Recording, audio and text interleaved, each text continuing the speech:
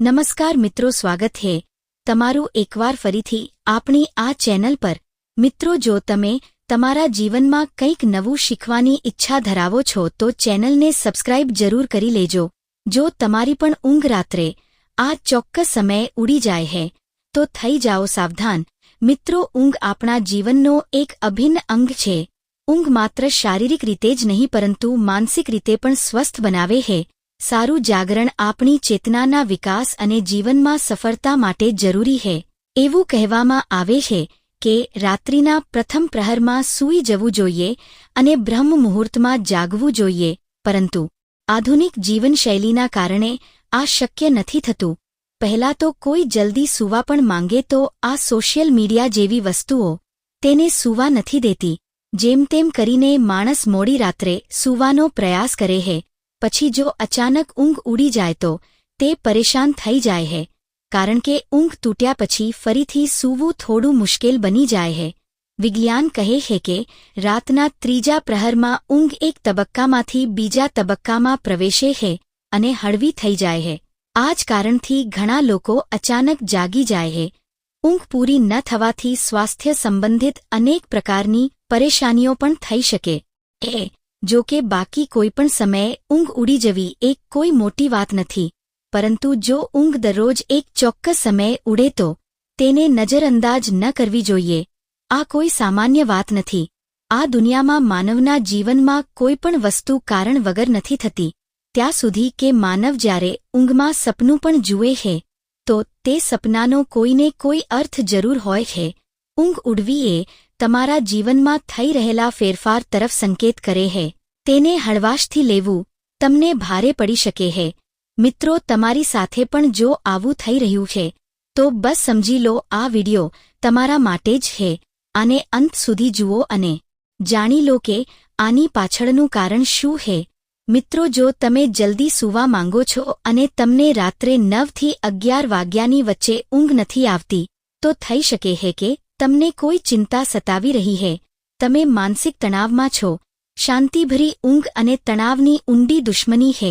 તમારું મગજ તણાવ મુક્ત રહે છે ત્યારે તમને સારી ઊંઘ આવે છે। આના માટે તમારે ધ્યાન કરવું પડશે, મનને એકાગ્ર કરવું પડશે। તમે ઠંડા પાણીથી ચહેરો ધોઈને સકારાત્મક મંત્રોનો જાપ કરો। તમે તમારા જીવનની ખુશીની પળોને યાદ કરો।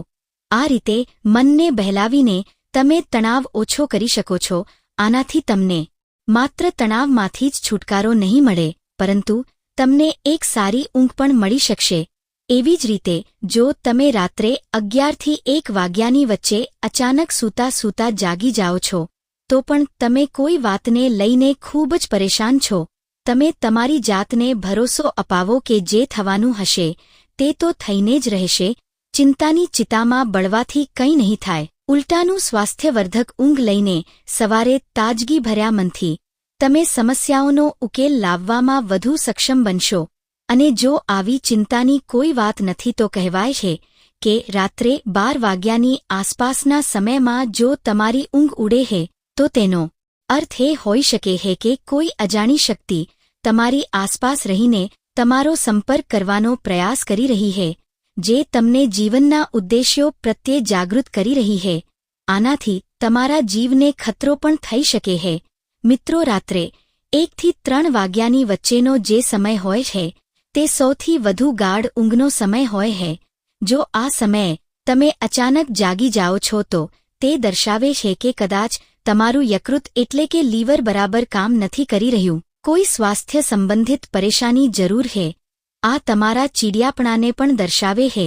જો તમે ઘણું બધું તમારા મનમાં, તમારા હૃદયમાં છુપાવીને રાખ્યું છે, તમે વ્યક્ત નથી કરી શકતા અને ગુસ્સો, નારાજગી તમારા મનમાં છે તો અવારનવાર આવું થાય છે।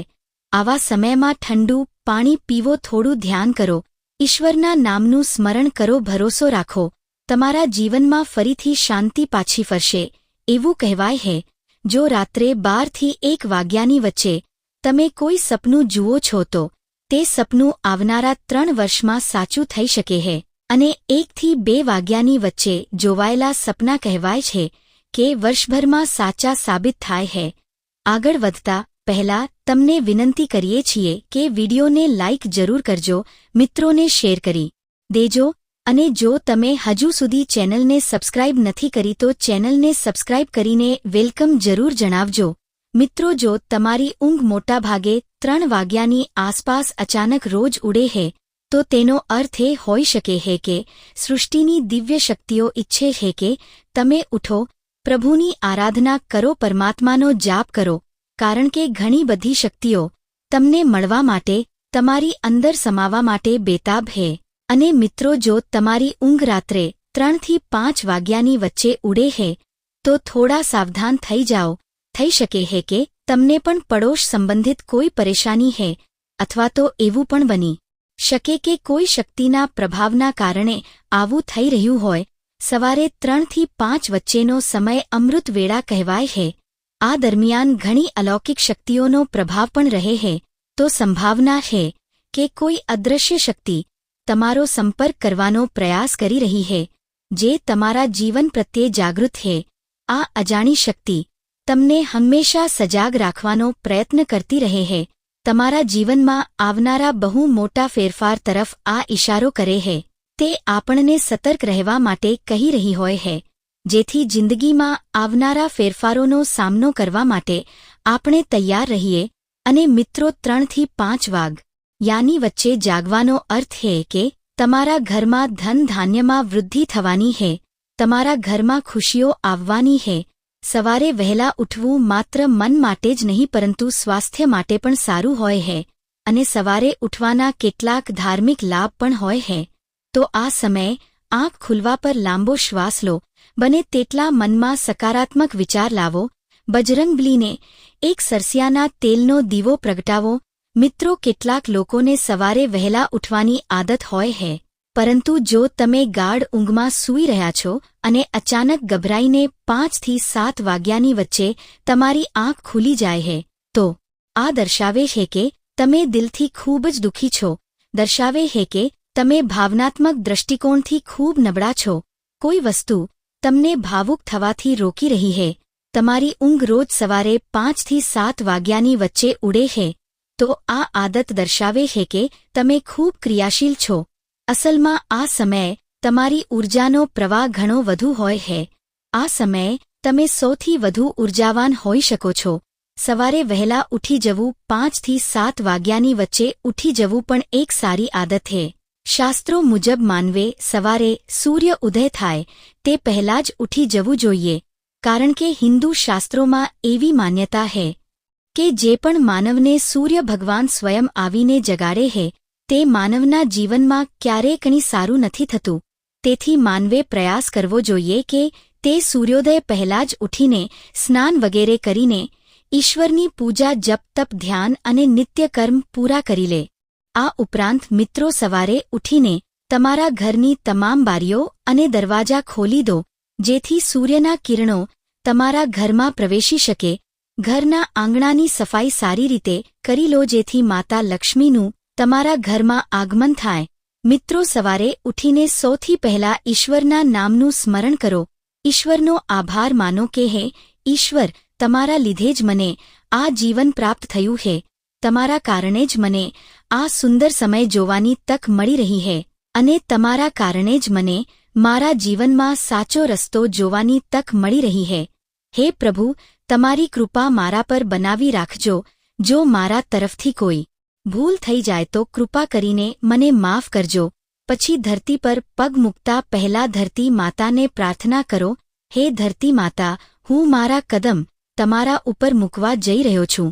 તમારા આશીર્વાદથી મને સાચો રસ્તો મળી જાય. ત્યારબાદ તમારી બંને હથેળીઓને ઘસીને તમારી હથેળીઓના દર્શન કરો. હથેળીના આગળના ભાગમાં માતા લક્ષ્મી નિવાસ કરે છે, મધ્યમાં સરસ્વતીનો નિવાસ છે અને આખા હાથમાં શ્રી કૃષ્ણ ગોવિંદનો નિવાસ હોય છે. જો તમે તમારી હથેળીને સવારે ઉઠીને જુઓ છો તો તમને માતા લક્ષ્મી દેવી સરસ્વતી અને ભગવાન શ્રી કૃષ્ણના સાક્ષાત દર્શન થઈ જાય. અને જે પણ માનવ દિવસની શરૂઆત આ ત્રણેયના દર્શનથી કરે છે તેને જીવનમાં સફળતા જરૂર પ્રાપ્ત થાય છે. ઘરમાં સુખ સમૃદ્ધિ જળવાઈ રહે છે. આજ માટે બસ આટલું જ મિત્રો. જો તમને આ વિડિયો પસંદ આવ્યો છે તો વિડિયોને લાઇક કરો, મિત્રોને શેર જરૂર કરજો અને ચેનલને સબસ્ક્રાઇબ કરી લેજો